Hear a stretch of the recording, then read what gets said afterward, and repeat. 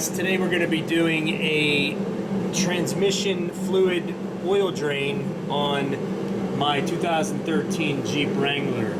So I went ahead and bought a new filter, a new gasket, and actually a new pan. And this pan here actually has a drain. I don't know if you can see it there. It's kind of dark right now, but there's a drain right there. There were some reviews. I think this pan is sold by 50 different people, but there was some reviews of the drain leaking. Now this one did come with a copper gasket there, and I also did put some oil resistant pipe thread on there before I put this back in. Now one of the complaints about this is the location. So this location is right on top of where the crossover exhaust is, so you can't really use it anyway, is what a lot of people are saying. But I'm sure that'll be the problem I have. But I think we can get around that, whether we have to lower the exhaust or whatever. We'll find out. But I wanted to get a new pan because my other one was rusted. I'm going to try to show you up underneath here. But the Jeep has like 122,000 miles on it. And the fluid didn't look terribly bad. It didn't look great, but I'm gonna go ahead and change it just because I don't know the previous history on it. Just picked this Jeep up recently, and for all I know, it may have never been changed. And I do understand there's some consequences if it's never been changed and I change it. I may cause the transmission to slip. I don't know. I'm hoping not, but I figured it would be best to go ahead and do it now. I'm going to kind of show you up underneath here and some of the challenges that I'm going to have. The biggest one being the exhaust crossover right there. You can see my finger right there. So I'm going to probably lower the cross member here. Maybe even remove it. And then try to raise the transmission by lifting removing this skid plate here. And then lifting the transfer case, putting the jack underneath there, and lifting that up. Now, I did go online. It does provide about 1 inch of clearance. Pan itself is probably maybe a little over 1 inch, and the existing clearance, I'm trying to get you a good angle here, but it's kind of hard. The existing clearance is only about, I don't know, maybe 3/4 of an inch. So I'm really going to need that lift on the back. And if I can't get it, I'm just going to have to take that exhaust on that side and just drop it. Just take the 2 bolts out and just drop it to get this done. But what I'm going to do here, so I don't have a mess, and because I don't need that pan anymore, is I'm just going to drill into the pan. And I'm obviously going to look as far as the best spot to drill. But, because I don't want to hit anything when I run the drill through it. But I'm thinking, if I can come in, from the outside in, somewhere right around here in the corner where the 2 pieces meet, I obviously want to drill it somewhere where I think I'm going to get the most fluid out. To be honest with you, I can probably drill it anywhere on the bottom, but I don't want to hit the filter, the existing filter that's up in there. Nor do I want to go up so high where I actually hit the transmission. I don't think that would be the problem, because if you can see, I got a good 1 inch lip, maybe even 1.5 inch lip right there. So I would never let the drill bit go up that high into the pan. So I think we'll be okay. I'm just most worried about if I hit the existing filter, because I don't know exactly where the filter is. I think it might be somewhere, like up in here. And again, it's not going to be the end of the world if I drill into the filter. I just didn't want any extra metal shavings in there if I didn't have to have any extra metal shavings in there. But anyway, what we're going to do here now is work on getting the actual bolts loosed and try to get that transmission up. I'm going to start by removing those 3 bolts that are holding the transmission here. I'm going to go ahead and loosen those and then jack it up and see if I feel like I can get that out by leaving this cross member on. If not, we'll just go ahead and remove the cross member as well. Okay, so guys, what I have here is the transfer case is jacked up with the jack. Note, you should use a wood block when you jack this up so you don't damage the transfer case. and the skid plate is removed, and I was able to jack it up after I removed the 3 bolts on the cross member to get about an inch clearance, which is just enough to get a torque wrench underneath those back bolts. What I'm about to do next is drill the transmission pan to drain the oil. So you can see here, guys, I drilled through the transmission pan and now the oil is draining. The purpose of this is so that when I remove the pan, I won't have any transmission oil and create a mess. Okay, as my luck would have it, I broke a bolt. So that bolt right there is the one that broke. So I put a nut on the end of it there, and I'm going to go ahead and weld a nut onto that part of the bolt that's hanging down, and I'm going to try to ratchet it off. I don't know why that bolt was so rusted on there. The only thing I can think of is it was never maintained, and the rust from the pan corroded the bolt and it rusted. But I tried getting it off, snapped the bolt, so I have that flange hanging there, and I put that bolt on. I'm going to weld it and give it a shot. I did have to go ahead and lower that. At least I think I did. The problem was the transmission filter came down from the transmission, so I couldn't get it out. And also, if you see that thing hanging down there, kind of like in the middle of the screen, that's the dipstick. So I probably should have pulled that out before I started this. I guess it could possibly get in the way, or it could have gotten in the way. But yeah, the transmission fluid is looking kind of really dirty, so I'm a little concerned when I put new fluid in here what's going to happen. Hopefully it actually works and I didn't screw anything up, but I got to get this bolt out. I'm going to have to reorder another bolt and the pan clamp that goes on there because that broke as well when I tried to get it off. It's a piece of aluminum and it broke. So hopefully I can get a hold of those tomorrow or the next day and get this pan back on and get everything buttoned back up. With a little luck, I was able to manage to get it out. I did put a nut on the end there.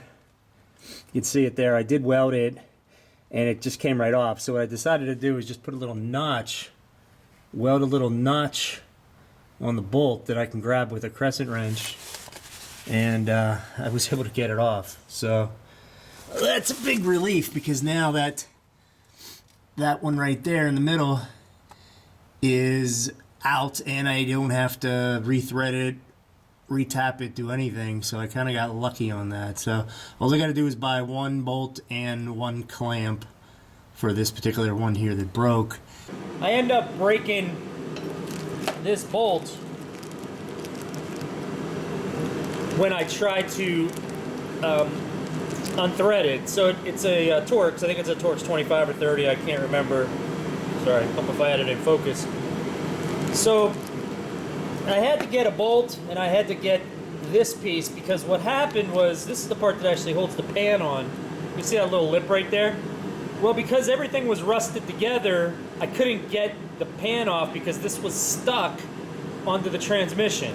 So imagine the bolt being snapped, the head's off, the part's still inside the transmission, in the transmission housing, and this is in through here, and it's stuck up onto the transmission holding the pan on. So I just happened to notice this design was had kind of like a hex head. So what I ended up doing was putting a socket on the bottom of this, and I turned it. I was able to turn it real easy, but it just so happened that I turned it a little too much and I snapped this lip off that catches on the pan. So believe it or not, these parts are actually kind of hard to get around here. This was a Saturday, and it was about, I don't know, 7 or 8 at night when I last was working on this. So I tried like the AutoZone, Advanced Auto. None of them have these parts. They do have these bolts, and this is I think it's an M6, and this is 32 millimeters. And it's 32 millimeters from the end here to where the head begins. So it's really just the threads. The length of the threads is 32 millimeter. So I actually found a 30 millimeter, I found a 25 millimeter, They have them at Home Depot, Lowe's, and you could also get them at like Advanced Auto. But I couldn't find one with the Torx head on it. They had like the regular bolt head. Some of them had like an Allen head. So I kind of wanted to get the original part back. So I decided to wait. So Monday I called up my dealership, my local dealership, and they did a search. And the closest dealership was like an hour away. They did say they could order them and I'd have it the next day. So that's what I chose to do. I could have bought these online through, there's a couple Mopar sites, I guess you can go online and get a better deal. And I probably should have, but you kind of get nailed on the shipping with those.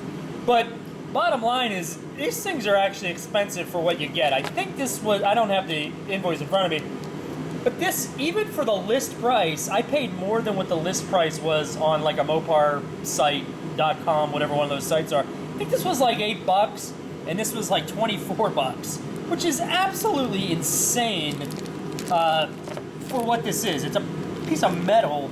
I don't even know if it's aluminum. I'm not sure what it is. Probably is aluminum now that I think about it because I broke the other one. But it's a piece of aluminum for whatever they charged me was ridiculous for both these parts. But anyway, I did have time to go online afterwards, and I looked, and it appears that I need to torque these bolts here. There's 6 of them that go on the transmission pan to, I think it's 70 inch-pounds. So I have my torque wrench ready. What I'm going to do next is basically torque them all in a star pattern to about 45 and then do a final torque to 70 for all 6 bolts. Then I'm going to go ahead and fill the transmission fluid back up. And I did pick up a cool tip. There was a guy, I don't remember what YouTube site I was on, but what he suggested is when you fill a quart in the transmission, take the old transmission fluid and fill that quart back up. And then I'll be able to tell how many quarts were taken out. Now I can tell roughly because I did put it in a gallon container. And so I know it's almost 4 quarts. It's a little less than 4. And let's see. Okay, so it's right here, so you can see it. You can kind of see it's not filled to the top, so it's probably like 3.5 quarts, give or take.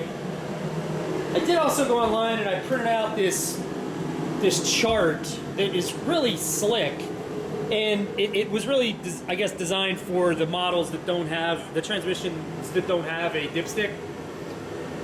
So I decided to take my dipstick out and just measure it in millimeters, and sure enough, the 2 low holes and the 2 high holes were dead on to what was in that chart. So I have a pretty good idea of how full I need to get this thing, so I'm not too concerned about overfilling it or underfilling it.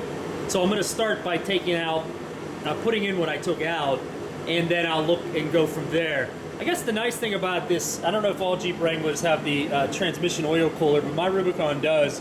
Temperature stays around 165. Sometimes I think I've seen it go up to 170. All right, I'm gonna stop talking now, get underneath the car, put these 6 pan bolts in, torque them down, and then I'll come back on when I'm filling the transmission back up, hopefully. Okay guys, stepping back in here, I got my flex funnel set up. Go into the transmission fill hole there. Transmission check, whatever the heck you want to call it. There's all my tools that I use. I actually have the door open because it's really hot in here right now, but I'm not going to shut it off because it's really cold outside. But I wanted to see if I can show you underneath here. Got the skid plate, transfer case skid plate back on. There's the new pan. I don't know how much you can see of that, but so what I had to do here was with this transmission pan was I could only torque the top 4 bolts because I could get to them. And remember, I had this piece here removed, so I was able to easily get to those 2 bolts there. But the 2 bolts in the back, you just can't. I couldn't get my torque wrench on. So what I kind of did was feel how much pressure, and I did go to 70 inch-pounds. I saw someone said 106, 103 on the internet. I guess if it starts leaking a little bit, I can tighten it a little bit more, but I thought I wouldn't try tighten it too much, to risk squeezing the gasket too hard. So we'll see. Hopefully it doesn't leak on me. That's my hope anyway. But yeah, next step up is to fill it up.